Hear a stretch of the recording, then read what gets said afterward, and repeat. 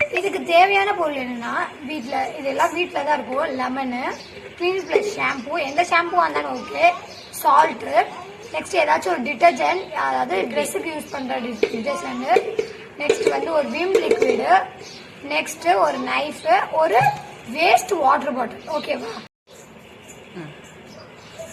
லெமனை ரெண்டாக வெட்டிடுங்க. வெட்டின பிறகு ஒரு ஆஃப் லெமனை இந்த டிட்டர்ஜென்ட்ல நல்லா அப்படி புளிஞ்சு விடுங்க. விதை விழுந்தாலும் ஒன்றும் பிரச்சனை இல்லை. நல்லா புளிஞ்சு விட்டுட்டு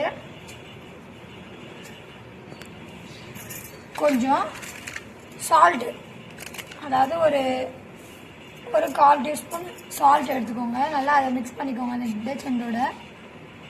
நெக்ஸ்ட் வந்து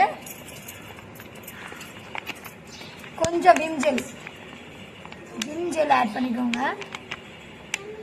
ஆட் பண்ண பிறகு வாசனைக்காக நம்ம என்ன யூஸ் பண்ண போறோம்னா இன்னைக்கு வாசனைக்காக கொஞ்சோண்டு ஜவ்வாது, இது எல்லா நாட்டு மருந்து கடையிலையும் மோஸ்டா கிடைக்கும். என்ன பண்ண போறோம்னா ஒரு கிளீன் ப்ளஸ் ஷாம்பு ஃபுல்லாவே கொடுங்க. ஏன்னா இதுதான் ஃபோம் கிரியேட் ஆகும். நெக்ஸ்ட் இது என்ன பண்ணீங்கன்னா அப்படியே நம்ம வாட்டர் பாட்டிலுக்குள்ள சேஞ்ச் பண்ணிக்கலாம். நீங்க டைரக்டா வாட்டர் பாட்டிலுக்குள்ள பண்ணாலும் ஒன்றும் பிரச்சனை இல்லை. ஃபுல்லா வாட்டரால ஃபில் பண்ணிருங்க. ஃபில் பண்ணப்பட்டு நல்லா ஷேக் பண்ணிக்கோங்க.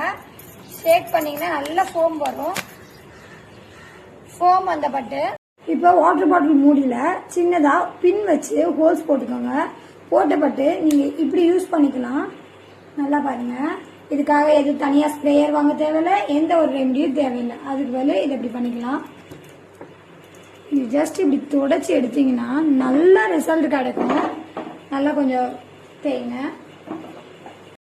இப்படி நல்லா தொடச்ச பிறகு நல்லா பாருங்க, உங்களுக்கு பிசுபிசுப்பு தன்மையே இருக்காது.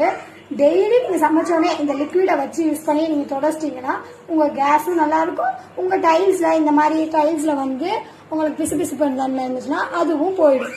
இந்த மாதிரி டெய்லி டிப்ஸ் ஐடியாக்கு எங்க சேனலை மறக்காம லைக் பண்ணுங்க, சப்ஸ்கிரைப் பண்ணுங்க, மறக்காம பெல் பட்டனை பிரஸ் பண்ணுங்க. தேங்க்யூ.